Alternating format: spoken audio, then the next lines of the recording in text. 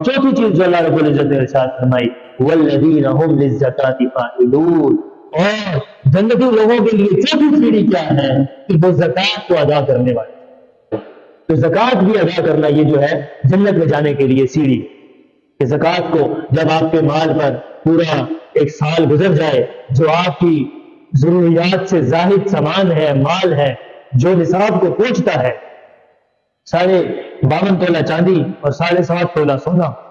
یہ نصاب مقرر ہے، اور اس کی قیمت نکالی جائے اگر تو تقریباً 1.5 لاکھ روپیہ اس وقت بن رہی ہے چاندی کے حساب سے، 1.5 لاکھ سے 2 لاکھ کے درمیان۔ اگر کسی بندے کے پاس 2 لاکھ روپے کی سیونگز ہے، بچت ہے، اس کے پاس 2 لاکھ روپے پڑے ہوئے ہیں، وہ اس پر 2.5% زکوٰۃ دینے کا اس پر فرض ہو جائے گی، اس پر 2.5% لازمی زکوٰۃ اس کی دینی ہے، اگر وہ نہیں دے گا تو گناہگار ہوگا۔